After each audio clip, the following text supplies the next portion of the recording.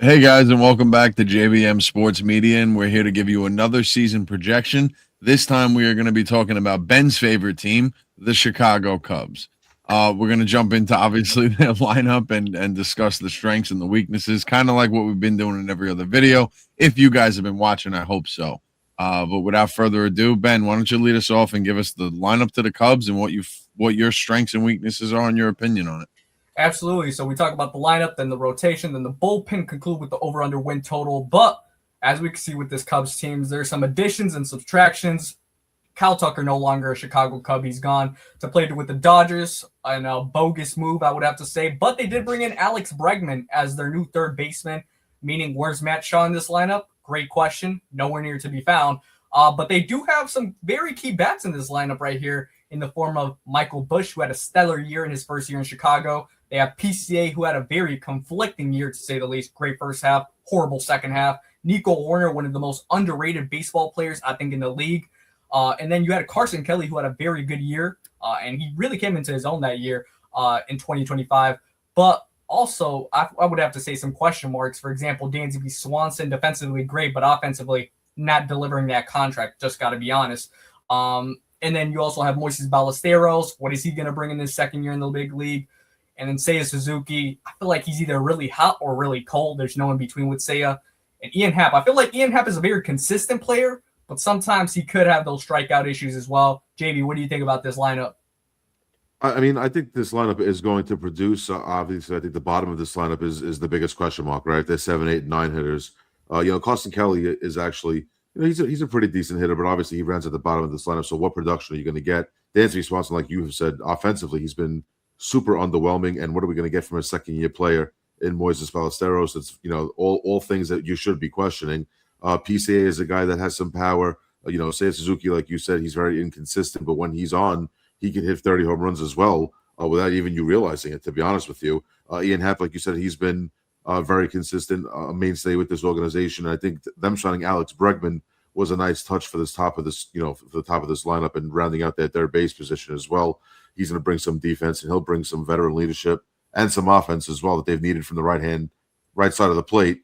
And I like the way they mix up their lefties and righties. They have some balance. They have some speed in this lineup. So we'll see what happens in 2026. I do think that this team will have some bright spots, but I also think the one thing that they lack is power. I don't think they have a lot of power, and it's going to come from some odd sources. So we'll see what happens throughout the year with this Cubs roster. Yeah, honestly, I love what you guys brought up. Just to touch on Suzuki, he did get hurt in the WBC, and it seems like it could be a lot more serious than initially thought. He was apparently seen in camp today, or whenever you guys watched this a few days ago, and he was supporting with a brace, and he was limping, and he is headed to get an MRI. So we're gonna know soon enough what exactly his injury is and how lengthy this could be. And I think this really could hurt this lineup because Suzuki, he's like, I feel like he goes a little under the radar. He has his moments where he is hot and cold. When he's on, he's fantastic. Very good hitter. To me, my favorite, one of my favorite guys in this lineup, and I think he's more one of the overlooked guys in all of baseball, is Ian Happ. Hits from both sides of the plate, gives you pretty solid defense. I feel like he just gets overlooked. I think he brings a lot to the table. He's got some decent pop. To bring up what Ben had mentioned, the subtraction of Kyle Tucker. They gave up a huge haul to go get him, and it really didn't seem like they were really all in that mix. And it's kind of a shame because I think Tucker fit into this lineup well. Instead, he's a Dodger, but forget that. And they brought in Alex Bregman, like Ben also mentioned. What does that mean for Matt Shaw?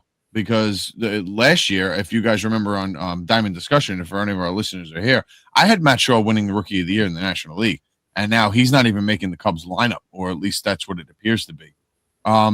Nico Hoerner is probably, like Ben said, he's another guy that's just overlooked. A lot of teams were looking to trade for him this year. I know the Yankees were in on him. There were a couple of the teams that were interested in Hoerner. He gives you solid defense, and he's quietly got a pretty solid bat. PCA, how is he going to bounce back? I honestly think the kid's going to be fine. I think he just went through some second half woes. So I think overall that's going to be fine.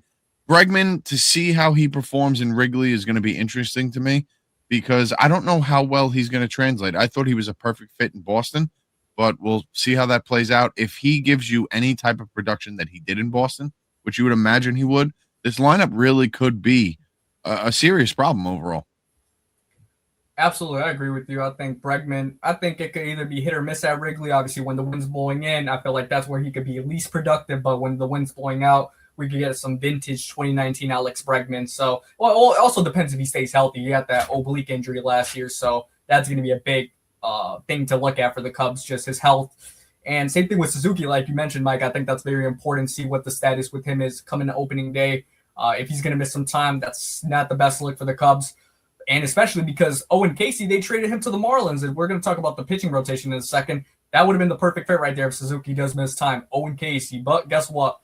He's no longer there. And that's a perfect transition into the starting rotation of the Cubs in 2026, led by Cade Horton, who had a phenomenal rookie year. Matthew Boyd, very solid year as well. All-star caliber pitcher. Edward Cabrera, new addition that they got via the Marlins. Shota Imanaga, who surprisingly has come back. I didn't think he was going to come back, but he accepted the QO. And Jameson Taillon, I think he had a solid year as well. But JB, what do you think about this rotation? I think 1 through 4, it's a very solid rotation. I have no faults with this rotation at all. Obviously, you want to see what you can get out of Cade Horton, taking on the number one role for this Cubs rotation and being the table setter. And then you have Matthew Boyd, who's been very good. Edward Cabrera, obviously another young arm that they traded a lot for, like you just mentioned, and Shota Imanaga, who's basically a fly ball pitcher. Basically, my only 1 through 4, I think is very solid. I have a problem with Jameson Taillon at the bottom of this rotation. I just think he's so inconsistent, and you don't know what you're going to get from him. Other than that, I think this rotation could be really good. But like I said, you got to hope that Cade Horton can really come into his own and round out that first spot that they have him here. And hopefully Edward Cabrera as well, another young arm, could also be worth the trade that they made for him. So hopefully we'll see what happens there. I'll be honest with you. I really do like this rotation. I think it has the potential to be kind of sneaky good. Cade Horton did have a solid season. Matthew Boyd as well. Boyd, I feel like towards the end of the year, he kind of, I guess, maybe came back down to earth, if maybe that's the best way to put it. Yeah. He was, he was lights out. I would say the first maybe 3/4 of the season, and then he kind of maybe ran out of gas. He wasn't the same guy as he was in May and June. So I would like to see how he bounces back. I'll be honest with you, Edward Cabrera in Chicago, I think could be very interesting because if he doesn't give up the long ball and Chicago that could be friendly to him, I think he has an opportunity to be everything that they traded for. And, you could look at this situation because prior to the trade, we're all sitting here like they gave up way too much for this guy, this and that. Listen, he's still young. He was one of the highest touted prospects, a couple of years ago before he did come up. His stuff is there. He's just got to find it. I think he has the real potential of finding it in Chicago. Not to say or, anything against Miami, but this could be a similar situation to how it is with some of these guys that are leaving the White Sox that seem to find themselves. You might have a situation where Edward Cabrera really does live up to his potential. Now, a guy that I love the most in this rotation is Shota Imanaga. I mean, his first season in the major leagues, he was unhittable. You could not touch this guy. I had him winning the Cy Young last year. That was my preseason pick, just based on what I saw the year prior, and he was nothing like he was of himself in year one. So you got to see, where he's going to bounce back. Jameson Taillon, I mean, to have him in the 5 slot, I mean, what do you really expect out of your 5th starter? I think he's a decent fit for that role. We'll see what happens there. And then you guys have to remember, they're going to be getting Justin Steele back at some point, I think in June. I think that's maybe the best case scenario. So that is going to be a huge addition to this rotation to add a guy like him and his caliber to this 1 through 4 and making him, part of that in the 5th, or even if they want to go 6-man to, make sure they stretch out Steele and he doesn't, run out of gas because he hasn't pitched in a year. That's going to be really interesting. I'll be honest. So I think this rotation, once they do get Steele back, is going to be very interesting. Yeah, I think it's a super fascinating rotation to look at because Cabrera, he's had his injury concerns and everything like that in Miami. Can he translate well to Wrigley and the environment? I think he will, to be honest. I think it's kind of a picture-perfect setting if everything goes well for Cabrera at Wrigley with the Cubs. Boyd, I think he's going to have a little bit of a coming back to earth type of year. Not really all-star caliber, but still going to give you quality. And Cade Horton, I am going to be very fascinated to see how he pitches this year because he had an electric first year, like I said. So it's going to be all eyes on Cade Horton leading this rotation because he has the stuff. He's a nasty pitcher. I don't think there's any doubt about that. And when Steele comes back, what will he bring? Will he be eased into the mix? Probably. So we'll see how that goes. But now let's talk about the Cubs bullpen in 2026. And they had some additions here, obviously, bringing in Phil Maton, Hunter Harvey, Obi Milner, and they got my guy Javier Assad in the middle of the relief of so it's like a little bit of everything. They did lose Brad Keller, obviously. He's no longer there. Closing games is going to be Palencia. JB, what do you think about this bullpen for the Cubs in 2026?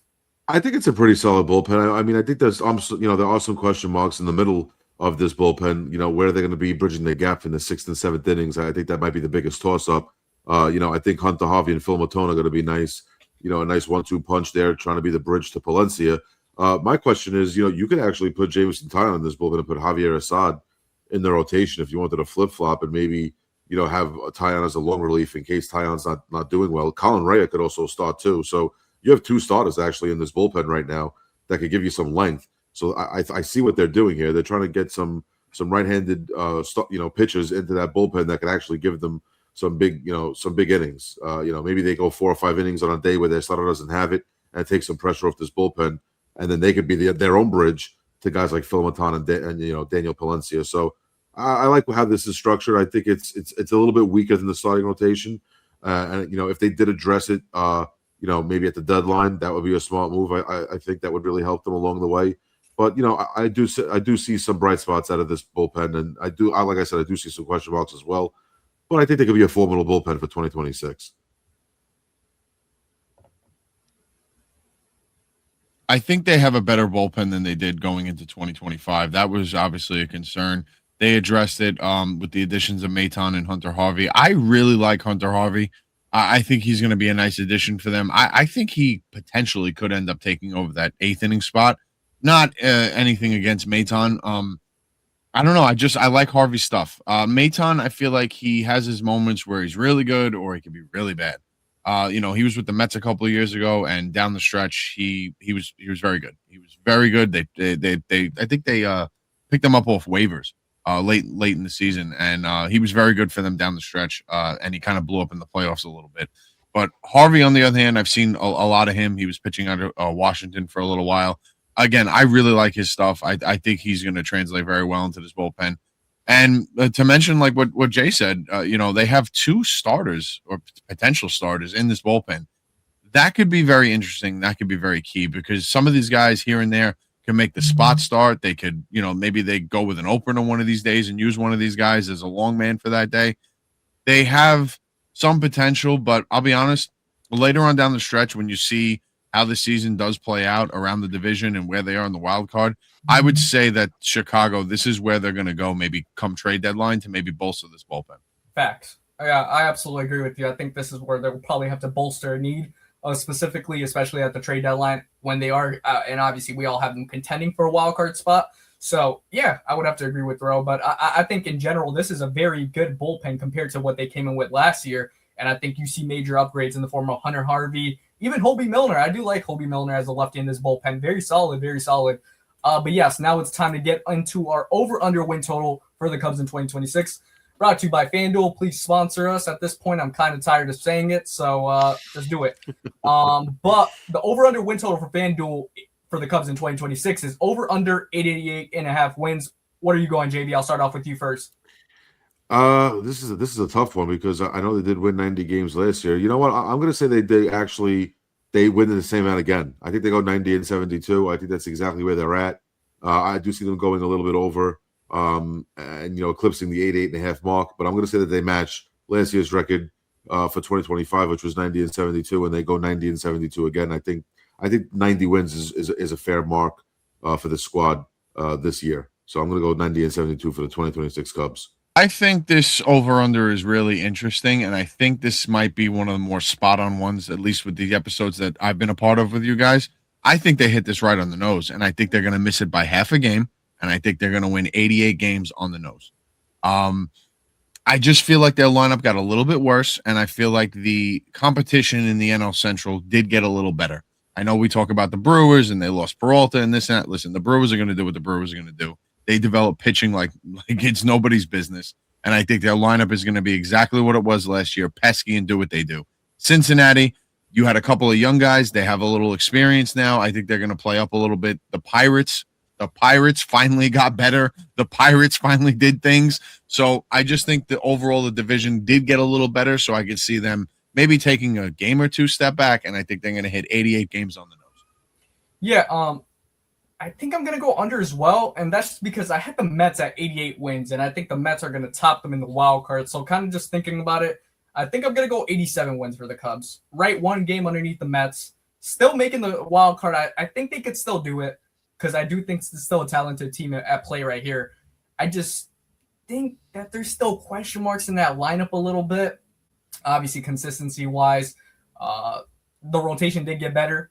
But the bullpen, I think, is still going to be shaky throughout the year. If it's more high usage rate towards like July, August, I think that's when you'll kind of see it fizzle out like it did last year. That's where it's a little bit concerning for me. But I am going to go with the under 87 wins for the Cubs. Me and Mike are going with the under. JB's going with the over 90 wins. Let us know what you guys think in the comment section. Obviously, we want to hear your guys' thoughts and opinions on the Cubs over-under win projection in 2026. Yeah, guys, absolutely. Jay, you got anything left before we run? No, we're almost rounding out this 2026 prediction series. So it's been phenomenal, and obviously, the Cubs were an interesting team on the back end of this series, and I think there's a lot of things that we're going to have to see come opening day, and we'll see if their pitching can hold up. If their pitching holds up, maybe their offense, could make some early moves and put them in a nice groove. So we'll see what happens in 2026, and stay tuned for the few other teams that we have left in the series. Yeah, guys, we are winding down. I think Ben said it before. I think we have about 6 teams left to cover. Mm-hmm. Unfortunately, I'm only going to be a part of about a third of the league. Obviously, I had work issues, so I was stuck away from the pod. But listen, guys, we're here, and like Ben said, like I always say, we want to see your comments, your thoughts. Maybe there's a part that we missed. So, guys, light up the comment section. Let us know if you guys are not following and subscribed to all of our pages. It's all the same stuff: JBM Sports Media, TikTok, Instagram, and obviously on YouTube. If you're not subscribed, sub now. If you're new here, we appreciate you being here throughout the length of this episode. There's going to be plenty more to come. We drop content literally every day, and that was thanks to Ben. He made a challenge, and we accepted it. So 365 videos in 365 days. I feel like we're going to eclipse that. Besides that, guys, we do appreciate you.